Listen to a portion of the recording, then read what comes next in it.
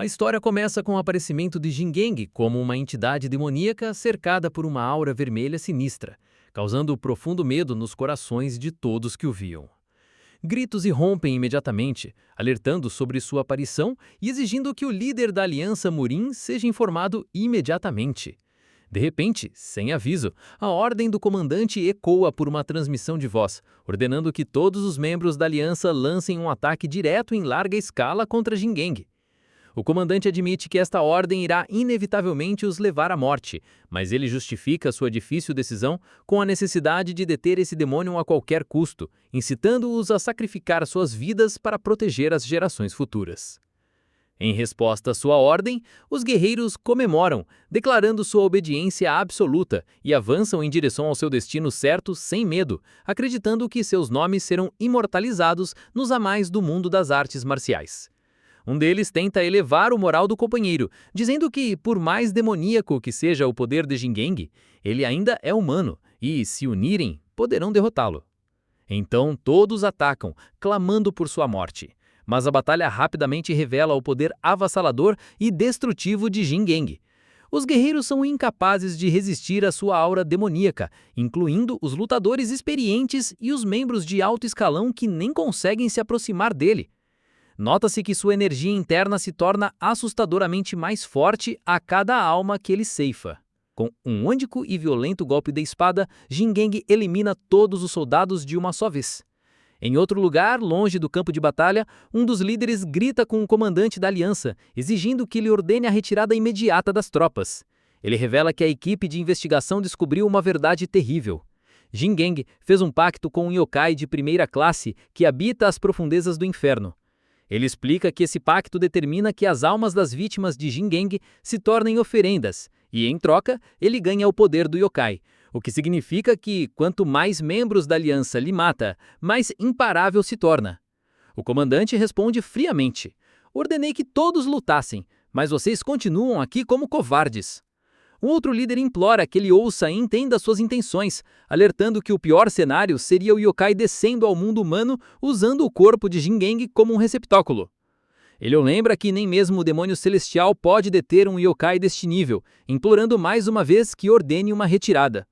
O comandante da aliança ignora todos esses apelos com uma voz misteriosa e perturbadora. Sorrindo, comparando a situação a um banquete luxuoso que deve ser servido a um convidado de alto escalão. Diante da confusão e do espanto do outro líder, o comandante da aliança revela seu terrível plano, admitindo que passou 500 anos procurando por um humano que pudesse ser o receptáculo perfeito para o Lorde Rakshasa. Para garantir que esse receptáculo fizesse o pacto demoníaco, ele próprio aniquilou todo o clã de Jingeng para que lhe restasse nada além de ódio e desejo de vingança. Ele então o empurrou a cometer assassinatos sem fim, até que seu corpo se tornasse capaz de conter o Sr. Rakshasa. Naquele momento, os presentes descobrem que aquele que se passava por comandante da aliança é, na verdade, um Imugi disfarçado, e perguntam-lhe, chocados, o que ele fez com o verdadeiro comandante. Mas ele zomba deles, chamando-os de tolos traiçoeiros. Ao descobrirem sua verdadeira identidade, o Imugi ataca os guerreiros atordoados, zombando deles ao revelar que o comandante que eles seguiram fielmente por décadas era ninguém menos que ele. Naquele momento, um poder imenso e insondável irrompe, e o Sr. Rakshasa, um yokai raro até mesmo no inferno, materializa-se em sua forma completa, distinguido por um terceiro olho aterrorizante. O Emugi assume sua verdadeira forma como uma serpente gigante e se curva diante de seu novo mestre, declarando sua completa lealdade e dizendo-lhe que será seu fiel servo quem realizará suas grandes ambições. Rakshasa pergunta se o Emugi está disposto a fazer algo por ele, e quando o Emugi confirma com entusiasmo que Rakshasa simplesmente ordena que ele morra, o Emugi é completamente chocado e pergunta por quê. Nesse momento, a consciência original de Jingeng fala através do corpo controlado por Rakshasa, revelando que ele perdeu sua esposa, sua filha e todo o seu clã, e que vendeu sua alma ao demônio com um único propósito: matar o Emugi que destruiu sua vida. O Emugi se enche de choque e terror, incapaz de acreditar como uma alma humana fraca ainda poderia permanecer dentro deste corpo demoníaco. Após sua vingança finalmente ser alcançada, Jingeng sente que tudo acabou, e a lembrança de sua amada família passa diante dele como o último rolo de filme. Mas de repente, a verdadeira voz de Rakshasa se dirige a ele, parabenizando-o por sua vingança e expressando admiração por ele ter usado a técnica de devoração de almas para ganhar o tempo necessário. Rakshasa friamente o lembra de que, de acordo com o contrato, chegou a hora de ele oferecer seu corpo completamente, convidando-o a aceitar seu destino de bom grado e desfrutar da bem-aventurança eterna que receberá quando se tornar parte de um ser supremo. Jingueng rejeita essa felicidade com absoluto desdém, afirmando que jamais permitirá que ele atravesse para o mundo humano. Rakshasa zomba dele, perguntando se ele acha que passará em paz para a vida após a morte depois de todos os assassinatos que cometeu. Ele ameaça que sofrerá no fogo do inferno por incontáveis eras, ou pior, que o próprio rei Yama poderá apagar completamente sua alma, o que significaria que ele seria reduzido ao nada absoluto. Inesperadamente, Jingueng considera a ideia de se transformar em nada a mais maravilhosa coisa que ele não ouvira há muito tempo. Então, em um movimento repentino, ele se esfaqueia com sua espada, forçando o espírito de Rakshasa a sair do corpo que caiu no chão. Rakshasa fica furioso e se recusa a deixar o recipiente que ele tanto trabalhou para encontrar desaparecer tão facilmente. Ele jura que encontrará uma maneira de forçar sua reencarnação e o encontrará novamente em sua próxima vida. A voz raivosa de Rakshasa continua, afirmando que mesmo que centenas ou milhares de anos se passem, seu contrato permanecerá em vigor. Enquanto a alma de Jingueng existir, a cena então muda para a Era Moderna, onde a reencarnação de Jingueng aparece na forma de um homem chamado Hong Do-jin, caminhando pelas ruas de uma movimentada cidade moderna. Do-jin mergulha em um pesadelo horrível no qual revive a dolorosa lembrança do massacre de seu clã, enquanto Jingueng permanece impotente, incapaz de fazer nada além de gritar devido à intensidade de sua dor e raiva. Ele vê o Imug em sua forma humana massacrando brutalmente seus familiares. O pesadelo termina com o Imug, de pé sobre o corpo exausto de Jingueng, diz-lhe friamente que tudo o que aconteceu foi culpa dele, pois ele estava fraco. Do-jin acorda em pânico, ofegante e encharcado de suor. A garota ao lado pergunta preocupada se ele está bem e se teve outro pesadelo. Do-jin diz a ela que tem tido o mesmo sonho repetidas vezes ultimamente, mas atribui isso à exaustão. A garota expressa sua profunda preocupação e pergunta novamente se ele cumprirá sua promessa de deixar seu emprego atual, explicando que não quer vê-lo se machucar ou machucar outras pessoas. No meio da conversa, o telefone de Do-jin toca e ele atende uma ligação de seu chefe, que o ordena que vai imediatamente lidar com a equipe de Hu-yong. A garota pergunta preocupada se ele vai sair tão tarde. Do-jin confirma que surgiu uma emergência no trabalho, mas ele promete a ela que esta será sua última missão e que deixará este mundo sombrio para sempre depois disso, declarando que não viver mais como um monstro. A cena muda para mostrar duas gangues se enfrentando em uma atmosfera tensa. Guiyang, o chefe de Do-jin, sugere ao seu rival, Choi, que evitem uma guerra total que poderia prejudicar suas famílias, envolver a polícia e expô-los nas redes sociais. Em vez disso, ele propõe resolver as coisas por meio de um duelo individual entre seus melhores lutadores. Huyang concorda com a proposta com a condição de que o lado perdedor renuncie completamente ao controle das docas. Ele então zomba de Taeyang, perguntando se ele está depositando toda a sua confiança em seu lutador, apelidado de Gu. Taeyang responde calmamente que trouxe um novato muito forte para essa tarefa. Hu Hong pergunta a Do-jin se ele consegue lidar com seu oponente, que parece forte, e Do-jin responde com total confiança e calma, que não importa quem seja o oponente. Diante da tripulação de Taeyang, os membros da tripulação de Choi Hong se perguntam se este jovem é o lendário Gu de Taeyang, notando que ele é muito mais jovem do que esperavam. Enquanto trocam rumores de que ele colocou 10 membros da gangue Baekhyong no hospital sozinho, o lutador novato da equipe de Hu-yong olha para eles com desdém e chama o título de Gu de Taeyang de patético. O lutador pensa consigo mesmo, zumbando desses bandidos que só falam, considerando-os nada mais do que escória de rua que briga em becos. Ele se lembra com amargura do fato de que, apesar de ter sido expulso, já foi classificado como profissional. E lamenta sua situação atual, afirmando que, se não fosse por suas dívidas crescentes, ele jamais teria posto os pés em um lugar como este. Durante a luta, o lutador profissional forma mentalmente sua estratégia ofensiva. Após a troca inicial de golpes, ele percebe que seu oponente não possui nenhuma habilidade especial, exatamente como esperava.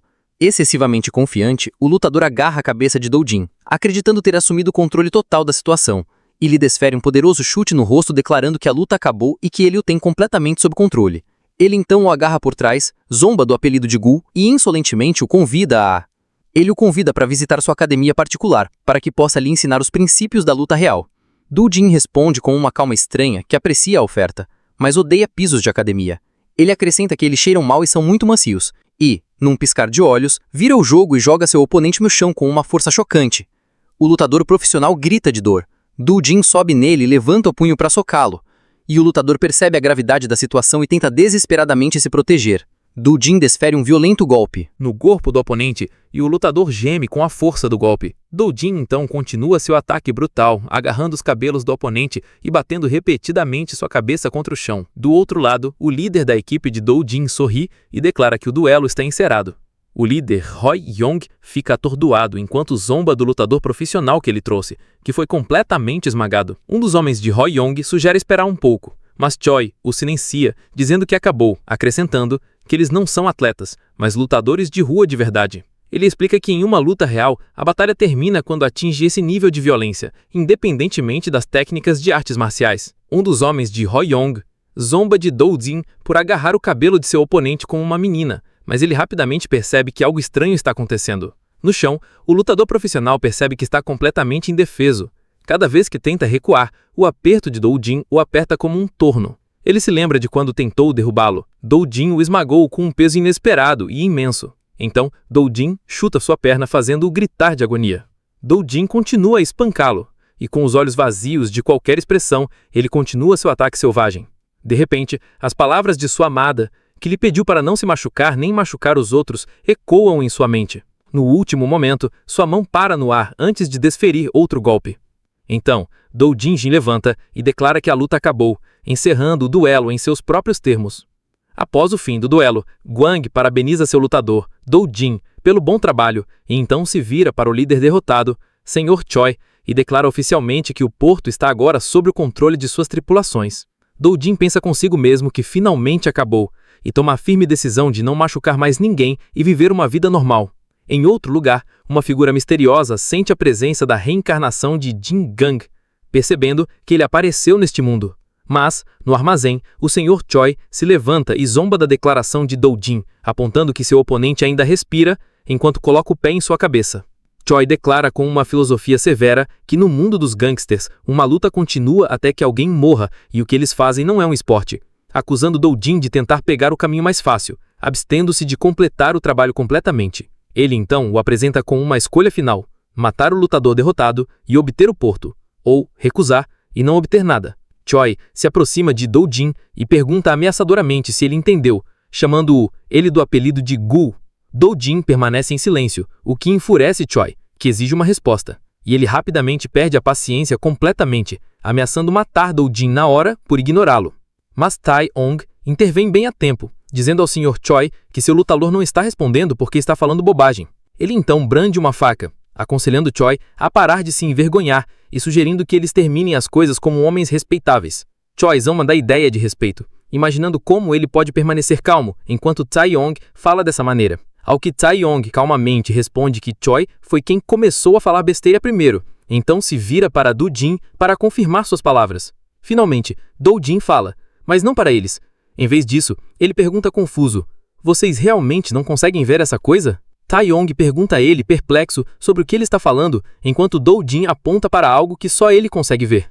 De repente, uma aura de chama azul celestial surge diante dele, enquanto seus olhos brilham em branco. A confusão de Tai Yong aumenta, imaginando de que chama azul ele está falando e o que está acontecendo de repente. Do Jin percebe que essa chama apareceu diante dele e o paralisou, como se estivesse preso em um pesadelo. Ele ouve a voz de Rakshasa em sua mente, chamando-o de reencarnação de Jin Gang, e dizendo-lhe que chegou a hora de honrar seu contrato.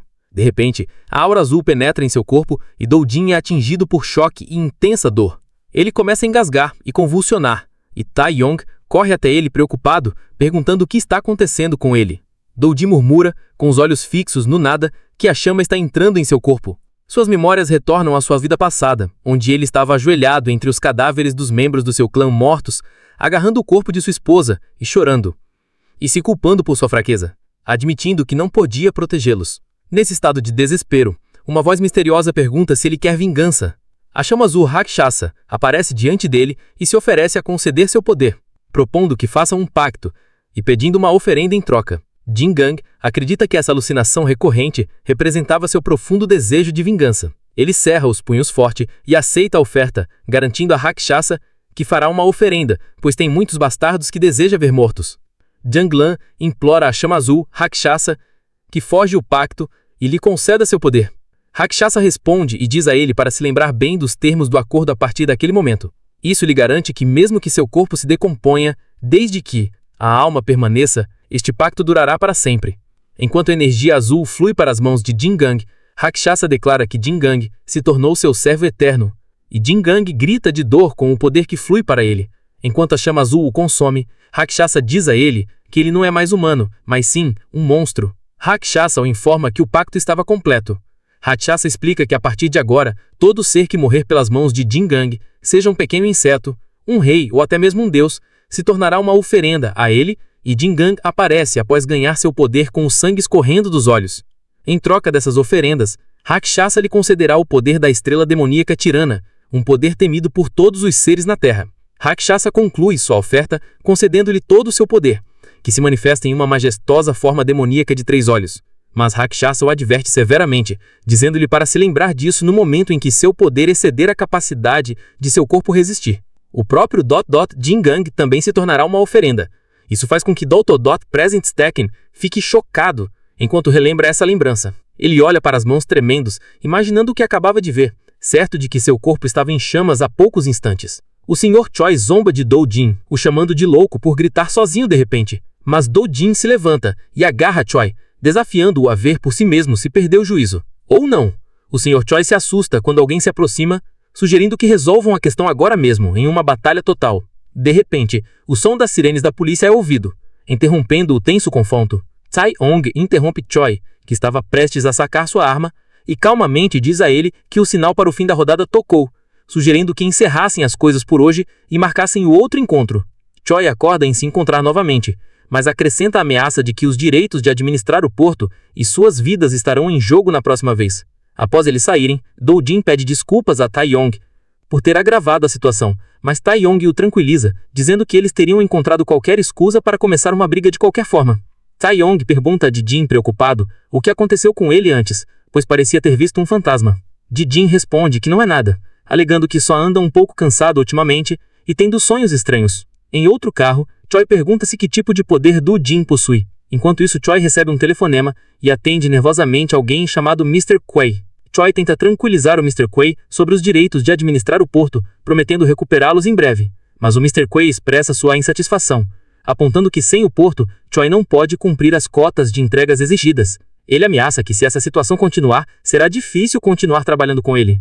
Choi entra em pânico e implora ao Mr. Quay que lhe dê mais tempo, prometendo cumprir as cotas por todos os meios necessários. Ao telefone, Choi Hoi-yong implora uma pessoa chamada Mr. Quay, lembrando que ele havia feito tudo o que lhe fora pedido até então, e ele continua a implorar, pedindo mais tempo. O Mr. Quay concorda relutantemente, dando-lhe o último prazo decisivo, antes do nascer do sol no dia seguinte, ordenando que assuma o controle do porto antes que esse prazo expire. Ele então encerra a ligação com uma clara ameaça de que mudará de fornecedor se Choi se atrasar um instante. Após encerrar a ligação, Choi resmunga raivosamente chamando Mr. Quay de monstro e pergunta a seu motorista quando é o nascer do sol, que o motorista estima ser por volta das 6 da manhã.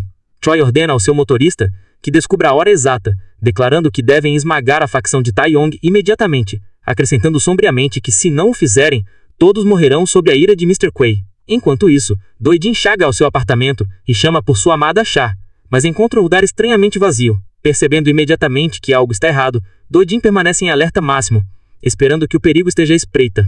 De repente, alguém o ataca por trás com uma arma branca. Mas Jin rapidamente bloqueia o ataque e desfere um chute poderoso no agressor, seguido de um soco rápido para imobilizá-lo. Jin imobiliza o agressor no chão, ameaçando arrancar seu olho se ele não falar, e pergunta bruscamente onde está a mulher que estava no apartamento. Outra pessoa emerge das sombras, comentando com admiração que Jin conseguiu derrotar o primeiro atacante com facilidade, apesar de sua habilidade, exatamente como dizem os rumores. O recém-chegado se apresenta como Jiu Tae-yak, o comandante de operações da facção Ho-yong, e se desculpa sarcasticamente por ter tomado a família de Jin como refém, descrevendo suas ações como bárbaras. Ele justifica suas ações dizendo que estavam sob ordens superiores, revelando Já, que está amarrada e amordaçada. Jin fica furioso e jura matar todos, ao que Jiu Tae-yak responde friamente, aconselhando-o a não desperdiçar emoções entre profissionais e afirmando que Jin está bem ciente da natureza da situação. Doujin se acalma relutantemente e pergunta o que eles querem, oferecendo-se para se sacrificar pela liberdade dela. Taiyek responde que isso normalmente seria suficiente, mas não hoje, porque seu líder fez sua decisão. Ele então brande uma faca, anunciando que seu líder decidiu eliminar toda a facção de Taiyang. Percebendo que não há saída, Doujin agarra a lâmina da faca com a mão nua, pedindo que prometam que deixarão Jia em paz. Taiyang promete que não a matará de jeito nenhum. Jia tenta gritar enquanto observa Doujin se sacrificar por ela. Doujin pede desculpas mentalmente a Jia por deixá-la vê-lo naquela situação horrível depois de ter sido a causa da preocupação constante dela. Ele aperta a lâmina com mais força, lamentando estar prestes a começar uma vida normal. Mas parece que este é o fim. Ele encontra algum consolo no fato de que é ele quem vai morrer, e não ela. À beira da morte, Doujin pensa que, pelo menos esse destino é diferente do pesadelo que o assombra há tanto tempo. Os assassinos o cercam, cobrindo seu corpo e as feridas de faca. A cena mostra a faca cravada profundamente em seu corpo. Jiu Taiyok ordena que seus homens deixem a limpeza para os especialistas e partam imediatamente ao seu líder, enfatizando a necessidade de terminar tudo antes do nascer do sol. Quando um de seus homens pergunta o que fazer com a mulher, Taiyak responde com um desdém, questionando se a pergunta precisa mesmo ser feita. Ele ordena que a levem com eles, justificando-se dizendo que não podem deixar uma testemunha para trás. Ele acrescenta que Doujin também era um profissional e deveria entender. Então revela sua decepção, explicando que sua promessa era mantê-la viva, não deixá-la ir. Enquanto Jia luta, um dos gangsters ordena que ela pare de resistir. Ele sorri levemente e diz para ela pensar positivamente, pois receberá atenção especial. De repente, ele sente uma mão agarrar sua perna por baixo e olha para baixo chocado ao descobrir que Doujin ainda não está morto. Apesar do ferimento grave, Doujin esfaqueia a perna do homem com força e o homem grita de dor, desejando que Doujin tivesse morrido em silêncio. Então, Jiu Taiyok percebe horrorizado que o homem está tentando arrancar a faca de seu corpo e grita para ele não fazer isso. Comenta Taiyek, culpado, admitindo que ferir a artéria com tanta precisão, enquanto inconsciente, torna Doujin digno de ser chamado de demônio. A cena mostra Doujin e o homem encharcados em seu sangue após Doujin esfaqueá-lo com a mesma faca. Jiu Taiyok o levanta pela cabeça e corta a garganta, desejando que descanse no inferno. Um dos assassinos restantes ordena que se movam rapidamente, e outro pergunta o que fazer com Doujin, o ferido. O líder responde que alguém cuja artéria femoral foi cortada morre em 2 minutos e ordena que os faxineiros sejam notificados para cuidar dele, enquanto Doujin dá seu último suspiro sentindo um frio mortal. A cena mostra o cadáver sem vida de Doujin. A voz de Haxa é ouvida comentando sobre a morte de Doujin, dizendo que o quão louvável. Haxa fica chocado ao se perguntar como isso aconteceu tão rápido.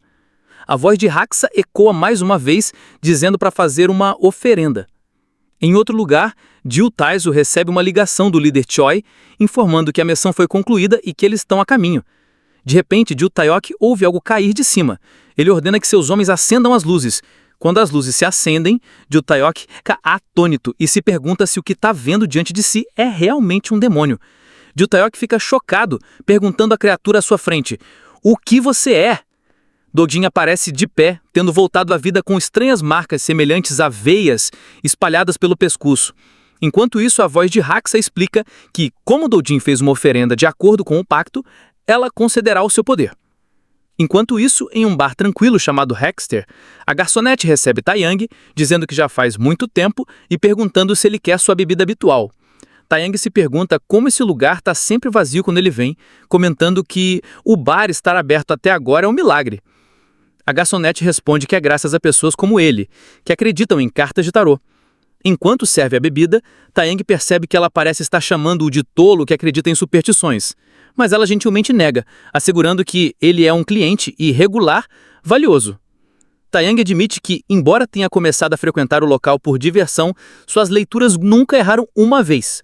Ele diz que todas as cartas que ele tirou até agora foram boas, e a garçonete apenas responde humildemente que foi apenas sorte que aconteceu com um homem incompetente. Taiyang, de brincadeira, critica sua humildade, dizendo que é por isso que ela não tem clientes, e a incentiva a reconhecer o mérito das cartas. A garçonete explica que as leituras só têm significado quando feitas como entretenimento, então oferece para tirar algumas cartas. Taiyang aceita e escolhe 3 cartas do baralho. Ao olhar para as cartas, a expressão da garçonete se torna séria e preocupada, o que Taeyang percebe e pergunta a ela. Ela revela a primeira carta, que representa o passado, e explica que isso significa vitória. Depois, revela a segunda carta, a estrela, que representa o presente, e interpreta como significando que suas vitórias continuaram e que ele está vivendo num estado de satisfação e prosperidade. Finalmente, ela revela a terceira carta, a torre, representando o futuro e indica que isso significa mudança. Ela resume a leitura, explicando que, devido às suas vitórias passadas, ele experimentará uma grande mudança no futuro. Taeyang se sente aliviado, pensando que não é tão ruim quanto ele esperava. Mas a garçonete hesita e acrescenta que a palavra mudança também pode significar ruína, e explica que a carta da torre tem duas interpretações possíveis. Ela então tenta aliviar o clima, lembrando que é só por diversão. Taeyang permanece em silêncio, com uma expressão preocupada no rosto, antes que a porta do bar seja repentinamente aberta. Choi Ho-ryong entra com seus homens, zombando de Taeyang por estar sentado relaxadamente, sem saber que este é o dia de sua morte. Taeyang retruca calmamente, zombando deles por ainda trabalharem àquela hora da noite. Choi comenta com raiva sobre a confiança e a compostura de Taeyong até o fim, ordenando que seus homens o matem, e eles o atacam com suas armas. A luta começa entre Taeyong e os homens de Choi. Taeyong se defende com sucesso. Um dos agressores o ataca, mas consegue se libertar e correr em direção ao banheiro enquanto os homens de Choi gritam para que não deixem escapar. Choi grita com seus homens, lembrando-os de terminar o serviço antes do nascer do sol, e ordena que capturem Taeyong e o matem. Um dos bandidos o segue até o banheiro, xingando-o por correr como um rato, quando de repente Taeyong aparece à sua frente, vindo da direita. No espaço apertado do banheiro, Taeyong continua a lutar ferozmente contra os homens de Choi. De repente, com um movimento rápido, ele se lança. Taeyong enfia a faca no pescoço de um deles, cortando-o, o que choca temporariamente os outros.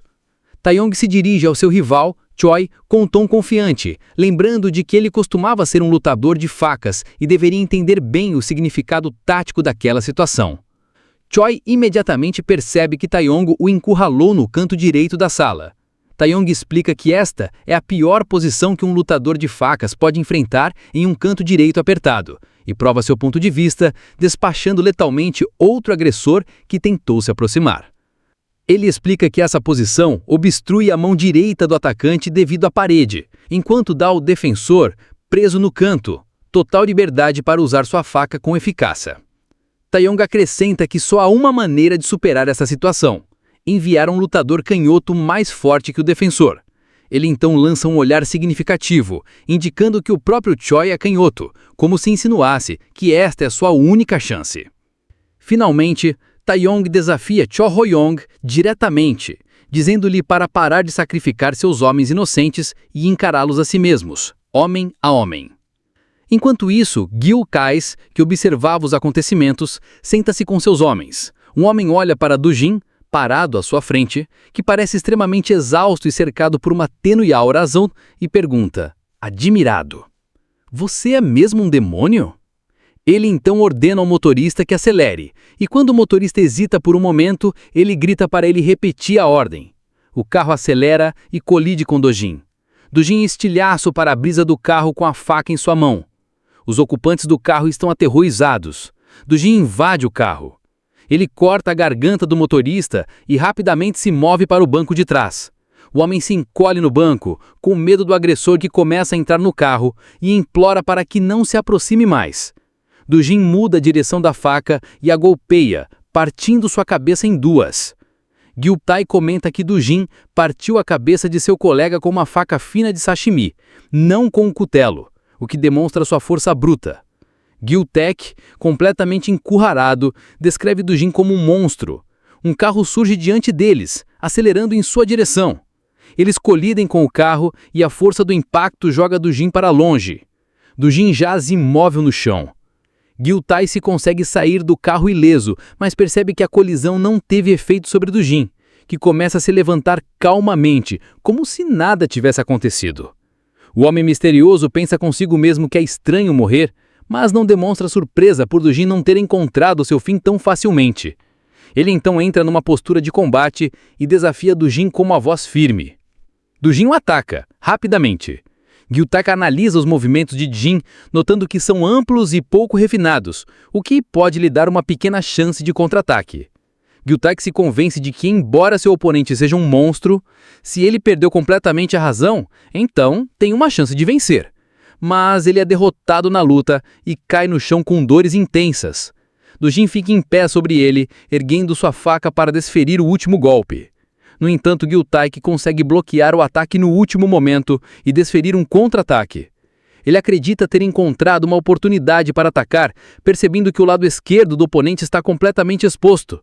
Mas Dojin o ataca com sua faca. Ele o esfaqueado e Gyutaka geme de dor.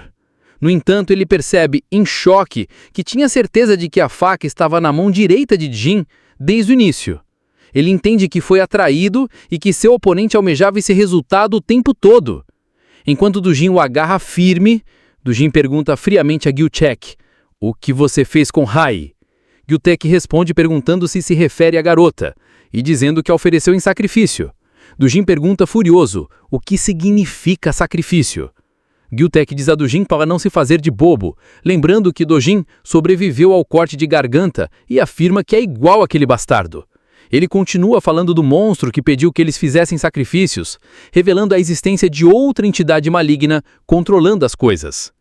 Enquanto isso, em frente ao Rex Bar, um dos guardas de Choi pergunta se devem entrar, achando que está demorando demais para pegar Taeyong sozinho. Seu parceiro o tranquiliza dizendo que eles só precisam seguir as ordens e guardar a entrada, então não há necessidade de se preocupar desde que mais de 10 homens já tenham entrado. Enquanto conversam, um homem misterioso com longos cabelos brancos e uma máscara preta se aproxima deles. Um dos guardas o interrompe, dizendo que o lugar está fechado hoje e que ele deve ir para outro lugar. O homem mascarado responde calmamente que precisa entrar porque tem um compromisso. O guarda zomba, perguntando se ele é surdo, enquanto seu parceiro aconselha a evitar problemas e deixá-lo ir. O primeiro guarda comenta sarcasticamente a ideia de ter um compromisso àquela hora da noite, mas de repente grita de dor insuportável. Seu parceiro olha horrorizado e pergunta o que aconteceu, enquanto as veias do pescoço do guarda ferido saltam assustadoramente. O guarda continua a gritar, enquanto um galho de árvore começa a crescer de seu pescoço de uma forma horrível. Em instantes, uma árvore inteira irrompe de seu corpo, matando-o instantaneamente. O guarda restante permanece paralisado de puro terror, questionando a natureza do que acabara de ver. O homem de cabelos brancos sorri enquanto segura algo semelhante a uma semente na mão e repete calmamente que lhes disse que tinha um encontro marcado para o nascer do sol. O banheiro estava repleto dos cadáveres daqueles cujas almas Taeyong havia tomado. Os homens de Choi foram completamente derrotados, e um deles treme segurando uma faca quebrada. Taeyong vence Choi, que grita de dor, e comenta friamente que enviaram Choi para enfrentá-lo porque ele é canhoto, confirmando que seu plano havia dado certo. Mas quando seus olhos pousaram no agressor, percebeu que não era Choi, e um sentimento de arrependimento o invadiu. O assassino é jogado com força no chão, gritando de dor. Taeyong pergunta a Choi em tom sarcástico por quanto tempo ele continuará enviando seus seguidores, assegurando-lhe que sabe as coisas não vão acabar assim. Ele o desafia a não ser covarde e assim encarar. Mas naquele momento, um dos homens de Choi chega a ele e diz que trouxe o que havia pedido. Choi ordena que seu homem execute o plano, e o homem começa a despejar um líquido de um recipiente. Taeyong sente cheiro de gasolina, percebendo o plano deles de incendiar o local. Choi zomba dele, aconselhando-o a ficar escondido lá dentro como um rato, e jura assá-lo vivo. Enquanto Choi se prepara para acender o isqueiro, o homem de cabelos brancos aparece atrás dele, cantarolando uma canção infantil sobre o nascer do som. O homem continua a caminhar, cantarolando com uma calma arrepiante. Choi se vira em choque e desprensa, chamando o homem pelo nome de Sr. Quay e perguntando como ele chegou ali. O Sr. Quay responde calmamente, lembrando Choi que eles tinham um encontro marcado para o nascer do sol. Choi entra em pânico, gaguejando uma promessa de que está prestes a terminar e que atingirá sua cota necessária assim que assumir o controle do porto. Mas o Sr. Quay lhe oferece um buquê de flores, o que só aumenta a confusão e o espanto de Choi. Ele então o agradece friamente por todo o seu trabalho árduo e lhe diz que pode se aposentar agora, uma indicação sinistra de seu fim. Em outro momento, Dojin pergunta espantado: "O Sr. Quay é um yokai? Ele está zombando de mim?" Guidiolá pergunta a Dojin: Você realmente não sabe a verdade sobre si mesmo? Giltai revela a ele que ele é um ser que se alimenta da carne e das almas dos humanos, e que ele é o inimigo natural da humanidade. Descrevendo-o como um yokai, ele grita de dor, e o choque e os galhos das árvores se rompem horrivelmente de seu corpo enquanto ele grita em agonia. A guilda moribulva Taeyong revela que aquele bastardo do Sr. Quay os procurou alguns anos atrás e lhes ofereceu um acordo. O acordo era que ele salvaria suas vidas em troca da entrega de humanos a ele. Ele acrescenta que o Sr. Quay os forçou a alimentar secretamente seus próprios homens com uma semente amaldiçoada. Ele lamenta que seu líder tenha aceitado o acordo toamente, mesmo sendo óbvio que este seria o fim deles. Giltai avisa Dodin que o Sr. Quay lhe oferecerá um acordo semelhante e lhe dirá que, se quiser encontrá-lo, deverá ir até Guang. De volta ao bar, o Sr. Quay fala com o cadáver de Choi, dizendo-lhe que não se sinta mal, pois graças a ele viveu mais 5 anos, acrescentando que lhe deve a vida por esses últimos 5 anos. Então o Sr. Quay se vira com um sorriso e anuncia que, após se despedir de seu antecessor, é hora de discutir negócios. O Sr. Quay pergunta com um sorriso astuto: "Você é meu novo parceiro, Taeyong?" Taeyong o encara desafiadoramente e pergunta o que ele realmente é. O Sr. Quay responde que é chamado por muitos nomes em diferentes países, listando seus títulos como demônio, espírito maligno, yokai e rakshasa, mas clarifica que neste país ele é geralmente conhecido como yokai. Ele diz a Taeyong que não fique nervoso, pois ele só veio lhe oferecer um acordo. O Sr. Quay explica sua oferta, propondo apresentá-lo a seus parceiros na Coreia do Norte e na China, para que Taeyong possa usar o porto para trazer imigrantes ilegais. Taeyong comenta que a oferta parece mais comum do que ele esperava, pois pensou que seria solicitado a vender sua alma ou algo semelhante. O Sr. Quay explica que os yokai têm suas próprias circunstâncias que os impedem de comer humanos aleatoriamente, o que por isso a ajuda de parceiros humanos é preciosa. Ele acrescenta que a gangue de Taeyong pode ficar com todos os lucros e, em troca, tudo o que ele precisa fazer é selecionar os humanos saudáveis entre os imigrantes, estabelecendo uma cota para enviar 10 deles a cada semana. Taeyong pergunta se seu destino será o mesmo que o Sr. Choice se recusar à oferta ou não cumprir a cota. O Sr. Quay confirma isso, mas acrescenta confiante que ele tem certeza que Taeyong viverá muito mais longo que o Choi, pois ele é mais competente e inteligente. Taeyong sorri e diz que sente muito, mas tem 3 coisas que ele jamais venderá em sua vida de gangster. Primeiro, pessoas. Segundo, drogas. Ele faz uma pausa antes de mencionar a terceira coisa. E antes que possa terminar a frase, o Sr. Quay corta sua mão e diz que retira o que disse sobre ele. Mas isso é porque ele o admira, pois faz muito tempo que não conhece um humano que não o tem teme. Quando Taeyong engasga, o Sr. Quay lhe diz que dará uma outra chance especial. Ele oferece uma estranha semente com tentáculos e ordena que a engula. Ele promete que, se o fizer, não só perdoará sua insomência, mas também restaurará seu braço direito decepado. Mas Taeyong começa a rir intermitentemente enquanto engasga. O Sr. Quay pergunta por que ele está rindo. Taeyong responde que acha interessante porque o Sr. Choi se tornou útil afinal de contas. Enquanto saca um isqueiro, Taeyong o acende perto das mãos do Sr. Quay, que o sufocam, incendiando a gasolina derramada. Enquanto as chamas irrompem ao seu redor, Taeyong termina sua frase anterior, declarando que a terceira coisa que ele nunca venderá, mesmo que morra, é ele mesmo, porque se recusa a viver como um covarde. Ele grita que não vai fazer isso, mesmo que a morte seja o preço, e conclui com um grito final: "Eu não vou viver como um covarde." Em meio às chamas ardentes, o Sr. Quay ri histericamente, indiferente ao fogo que consome tudo ao seu redor. Ele comenta a situação com sarcasmo, considerando o ato de atear fogo uma atitude extremamente divertida de Taeyong. Em seguida, o chama de tolo, assegurando que uma pequena chama como aquela jamais o mataria. Ele agarra Taeyong em chamas e zomba dele por repetir a frase de que não viverá como um covarde. Ele diz que ouvir essas frases o fazem querer ainda mais ver a expressão miserável em seu rosto enquanto ele se desmancha em súplicas. Então ele sussurra um fato horrível. Aqueles que morrem queimados não morrem diretamente do fogo, mas sim por asfixia lenta causada pela fumaça. Parte do Sr. Quay se transforma em uma forma monstruosa com uma enorme boca cheia de presas, explicando que enquanto Taeyong ainda puder respirar, ele sofrerá a dor da queimação por muito tempo antes de morrer. Ele acrescenta que a dor virá em contínuas ondas, dificultando a perda da consciência, e que ele sentirá cada parte de seu corpo sendo lentamente queimada. Ele expressa sua ânsia de ver o rosto humilhado de Taeyong enquanto implora pela morte. Mas de repente, um dos homens sobreviventes de Taeyong aponta o bisoco de um extintor de incêndios para o Sr. Quay, surpreendendo-o. O sobrevivente que se revela ser Dodin, tendo chegado ao local, pergunta ao Sr. Quay com um tom gélido: "Você é o monstro?" Dodin se coloca em contato direto com o Sr. Quay. Em meio ao inferno furioso, descarrega o conteúdo do extintor de incêndio em seu rosto, pegando-o de surpresa e atingindo-o no rosto com o próprio extintor. Doujin o ataca diretamente. Doujin aproveita a oportunidade para agarrar o Sr. Quay e perguntar-lhe bruscamente onde está a mulher que ele tomou como oferenda. No entanto, o Sr. Quay não suportou o insulto, então decepou a mão direita de Doujin. O Sr. Quay pergunta sarcasticamente por que ele se importa, garantindo-lhe que ele vai morrer de qualquer maneira. De repente, os olhos de Doujin brilham com uma aura azul celeste, e ele morde o Sr. Quay com imensa força. O Sr. Quay fica chocado com esse poder, questionando se Doujin teria sido um de seus aliados o tempo todo.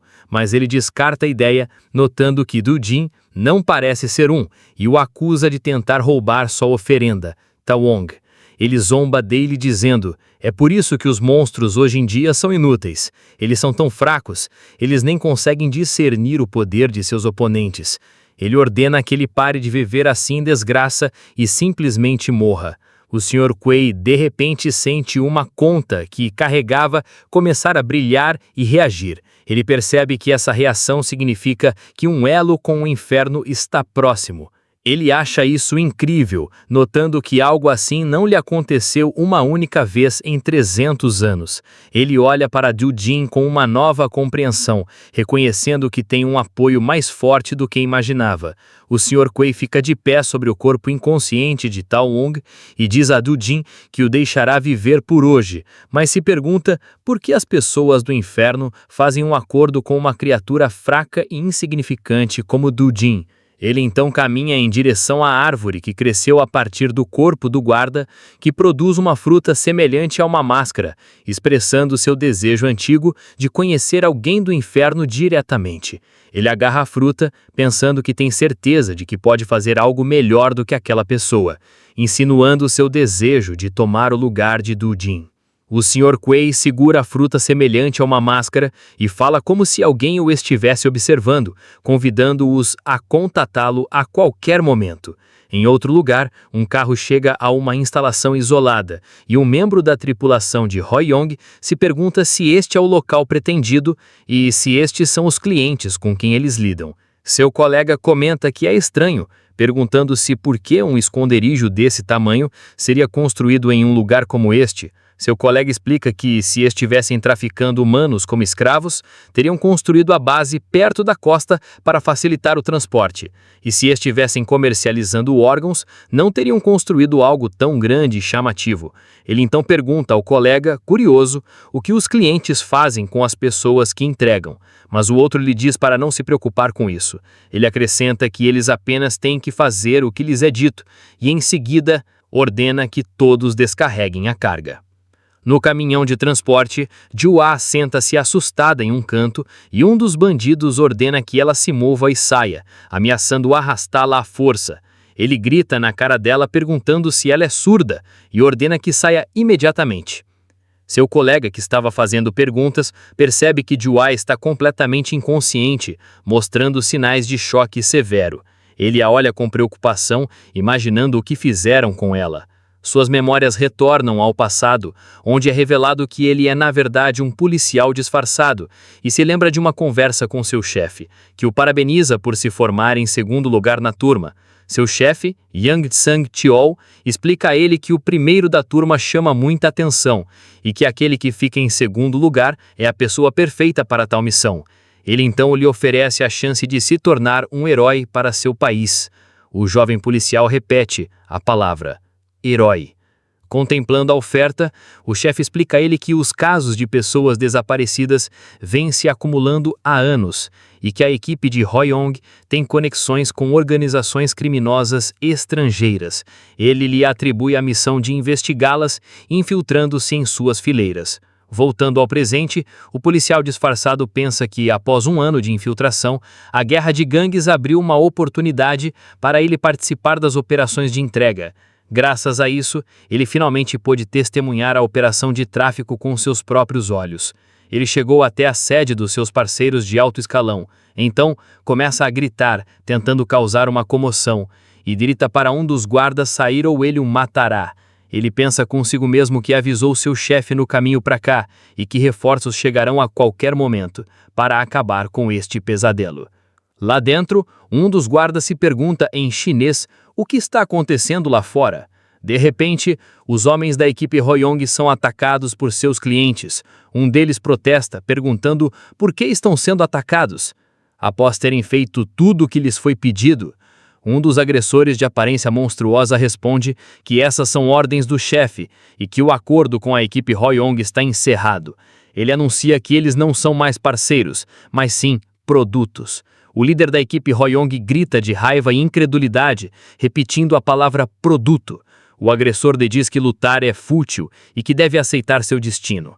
Mas o líder se recusa a desistir e o ataca com uma faca, mas é imediatamente derrotado com um único golpe. O agressor se posiciona sobre ele, declarando que sua coragem não tem mais valor como produto, e ordena que seus homens o joguem fora ou o deem de presente a um dos clientes. Ele então se volta para o restante dos tripulantes capturados e ordena que todos sejam transformados em produtos. Na unidade de tráfico de humanos, Jua é mostrado amarrado e amordaçado, quando um dos sequestradores anuncia: o embarque acontecerá hoje. Em uma cena repugnante, os cativos são forçados a vomitar, com um líquido viscoso inserido em suas bocas. Um dos sequestradores, o policial disfarçado, explica que eles foram forçados a ingerir algo para induzir o vômito. Depois disso, eles lavaram os corpos dos sequestradores com mangueiras d'água. Um dos sequestradores conversa com seu parceiro, perguntando sobre a quantidade de produtos alocados para ele, e o outro responde que são 2 peças de qualidade premium. O primeiro ordena que as 2 peças sejam embaladas como premium e as demais como regulares. Todos então saíram pela porta.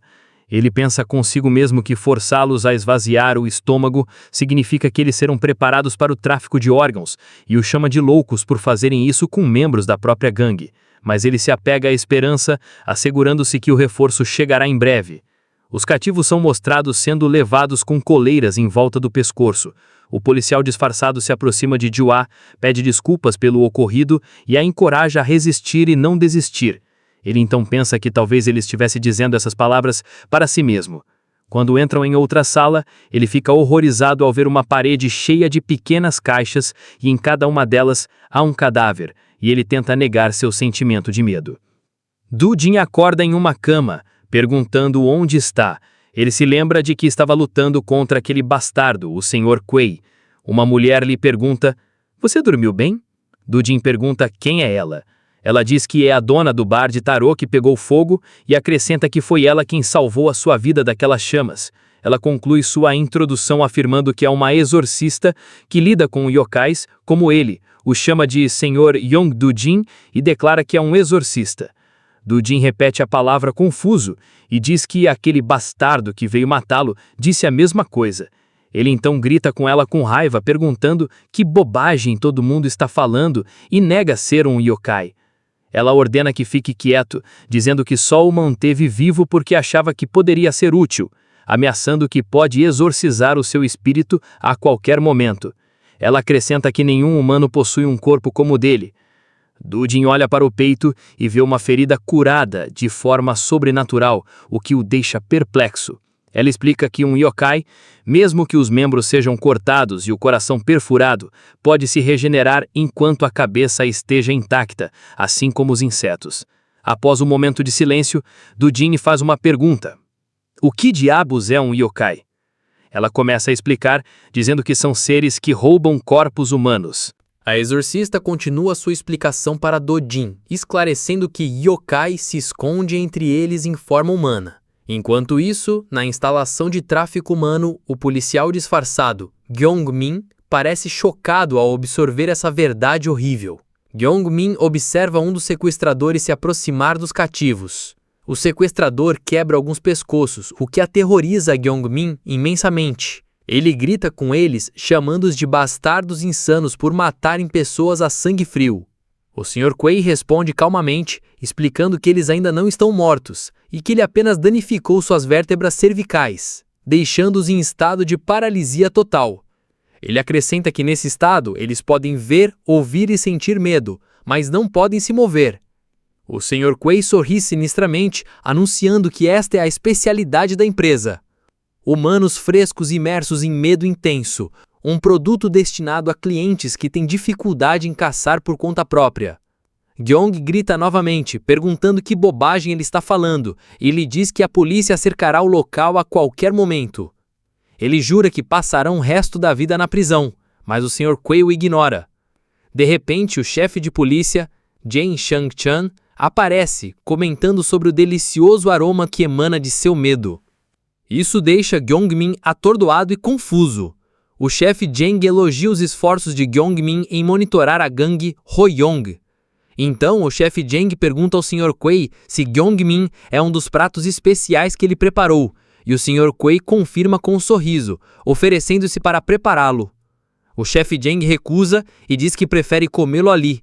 Ele acrescenta que está com muita fome e então se dirige aos prisioneiros paralisados. Gyong-min pergunta ao seu chefe incrédulo o que ele está fazendo. O chefe Jang responde que tem uma reunião em 2 horas e não tem tempo de trocar de roupa. Ele ordena que ele fique parado e um sorriso deformado e costurado surge em sua boca, revelando sua natureza desumana. Ele então agarra Gyong-min e admira o prato. A boca do chefe se transforma em uma flor monstruosa e predatória, e ele sente um medo de Gyong-min, comentando sobre ela. Um aroma perfumado. De volta ao presente, Do-jin pergunta ao exorcista se yokai se funde com humanos e os come. Ela confirma, explicando que alguns crimes no mundo humano, como assassinato, sequestro e roubo, são na verdade obra de espíritos que se aproveitam das pessoas. Ela continua sua explicação sobre a natureza do trabalho de yokai. Ela confessa a ele que a princípio não suspeitaram dele, mas pensaram que seu chefe, Gutai, era o espírito. No entanto, mais tarde descobriram que ele era apenas um vilão comum. Ela o olha seriamente enquanto se encontra entre a vida e a morte, descrevendo Chiang como apenas uma escória humana comum. Do-jin parece silencioso e afetado pelo estado miserável de Taeyang. Do-jin então se lembra de quando Taeyang lhe perguntou no passado: "Por quanto tempo você planeja continuar com isso?" Ele fica surpreso com a pergunta, lembrando de que fizeram a promessa no passado de levar isso até o fim juntos. Taeyang menciona que 5 anos se passaram desde a promessa, mas diz a Do-jin que não precisa continuar com ele até o fim. Do-jin pergunta confuso o motivo dessa mudança repentina de postura. Antes que Taeyang possa responder, Já, a amada de Do-jin, aparece.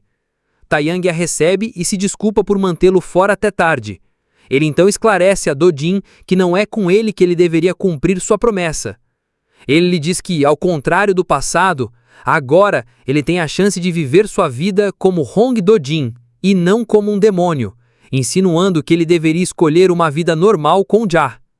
De volta ao presente, Do-jin pergunta ansiosamente. A exorcista pergunta como ele pode encontrar aquele espírito de cabelos brancos, o Sr. Quay. Ela pergunta o que ele fará quando o encontrar, e Do-jin responde que o monstro tirou dele a pessoa mais preciosa do mundo. Ele declara com determinação que o matará e salvará Ja. A exorcista comenta que se ele estiver preparado para lutar contra Quay, pode ser útil, mas ela o lembra de que ele não pode derrotá-lo em seu estado atual. Do-jin conta a ele sobre o seu sonho e como as chamas de Rakshasa falaram com ele. Ele explica que a chama lhe disse que qualquer coisa que possua uma alma, seja ela qual for, se ele a oferecer em sacrifício, ela lhe concederá poder em troca. A cena então se muda para um protesto barulhento, onde manifestantes gritam que a pena de prisão de 15 anos é uma farsa e exigem que Chong-un-sik, que agrediu 11 menores, não seja libertado. Os manifestantes continuam sua tentativa, exigindo que ele seja enviado de volta para a prisão.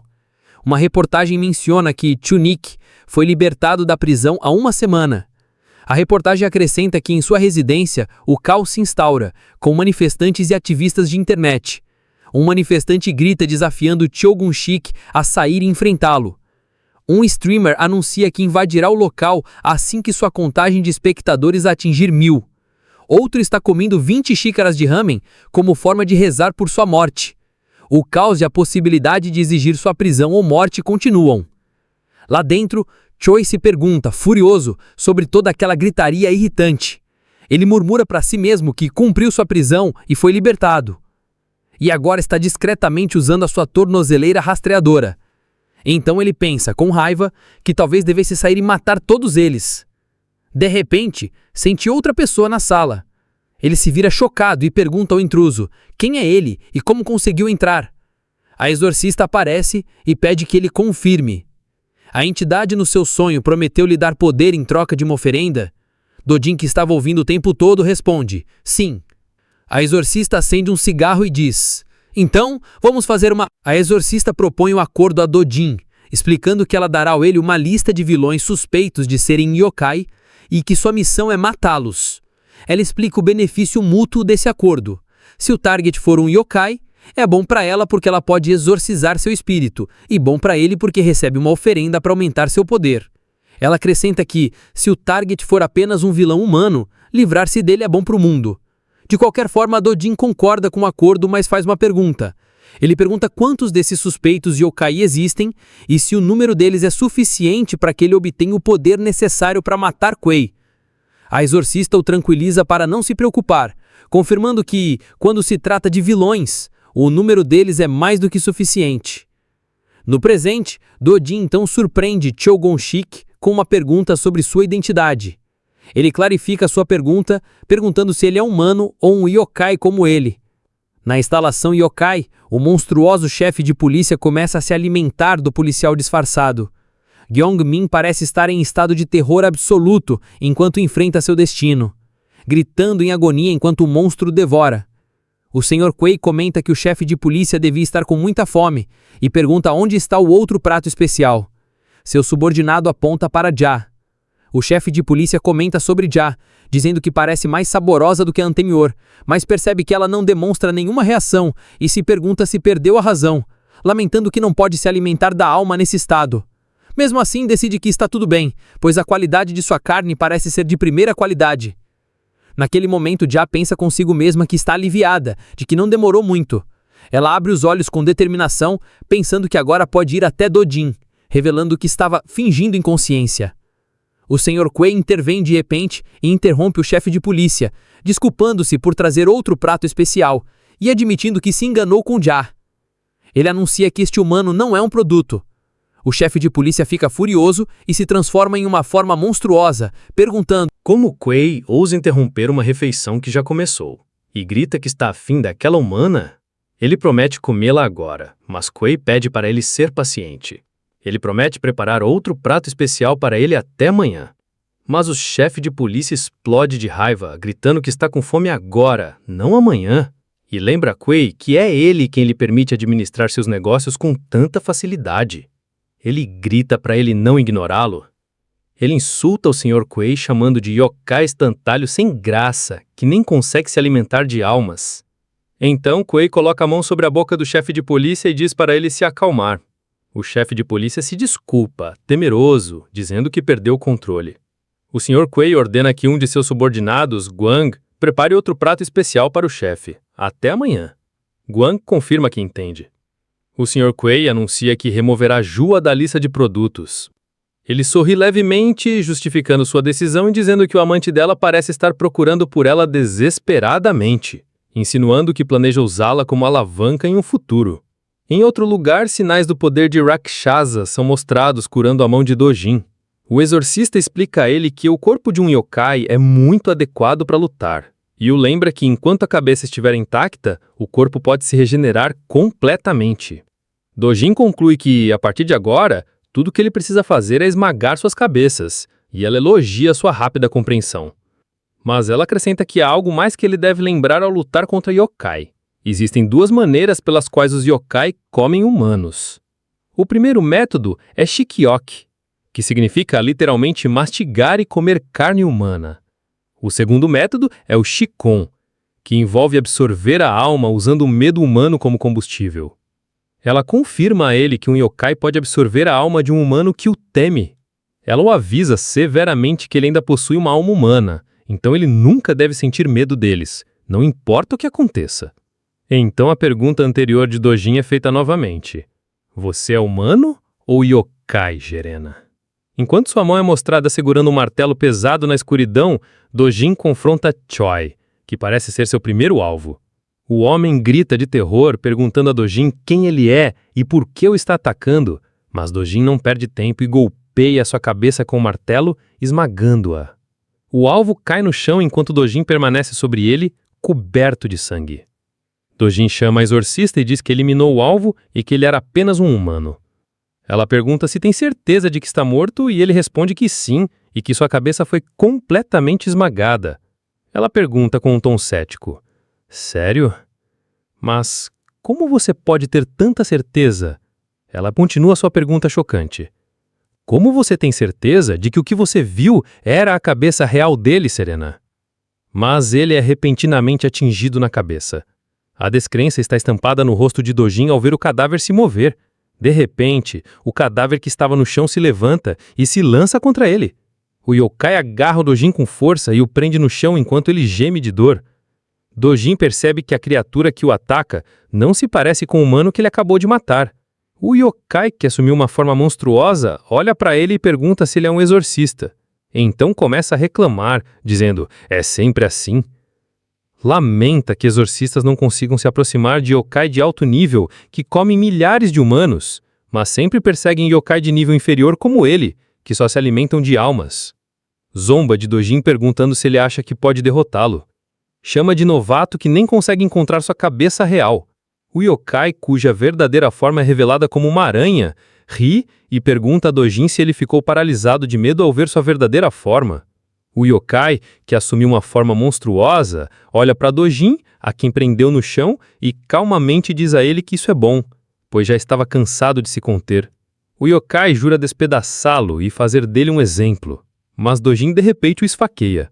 O yokai grita em seu rosto enquanto ele o segura com força, mas Dojin aparece de repente segurando o martelo pesado e diz ao yokai que ele fala demais. Então pergunta sarcasticamente: essa é sua cabeça verdadeira? Ele então golpeia o martelo com toda a sua força na cabeça do yokai. O yokai grita de agonia, incapaz de acreditar que um mero humano ousasse fazer aquilo com ele. Dojin diz a ele que percebeu pelos movimentos. Apesar da aparência assustadora e da força bruta, fica claro que ele nunca esteve numa falta de verdade. A cabeça do yokai é completamente esmagada pelo peso do martelo, mas em seus momentos finais o yokai consegue agarrar Dojin. Zomba dele, perguntando o que ele vai fazer agora sem o martelo e jura quebrar suas costas. Dojin é mostrado lutando contra o gripe firme do yokai. Então Dojin lhe dá uma cabeçada forte na cabeça. Então ele fala friamente, dizendo que estava curioso para saber que tipo de criaturas incríveis eram os yokai, mas acrescenta sarcasticamente que tudo o que eles sabem fazer é assustar as pessoas e chantageá-las, e que não são diferentes dos bandidos da vizinhança. O moribundo yokai olha para ele confuso e pergunta o que ele realmente é, enquanto os olhos dele brilham com um branco assustador. Os exorcistas ecoando na mente de Dojin, avisando de que um yokai pode absorver a alma de um humano que o teme e que ele nunca deve temê-los. Dojin começa a rir. O exorcista pergunta: por que está rindo? Dojin continua a rir e pensa consigo mesmo, zombando da ideia de medo, imaginando se alguém acha que ele ainda possui sequer um resquício desse sentimento. Ele acrescenta que é impossível para ele sentir medo, especialmente dos que tiraram tudo dele. Ele fica em pé sobre o cadáver mutilado do yokai e declara que a partir de agora não é ele quem deve sentir medo, mas sim eles. A lembrança do massacre de seu clã, a fonte de sua força destemida, surge em sua mente. Família, ficamos por aqui. Fiz todos os capítulos que tinha na gringa, então comentam e deixem um like se quiserem uma parte 2. Agora vou mandar um salve para um inscrito @Gabriel123H4E. Se alguém quiser também um salve, deixa nos comentários.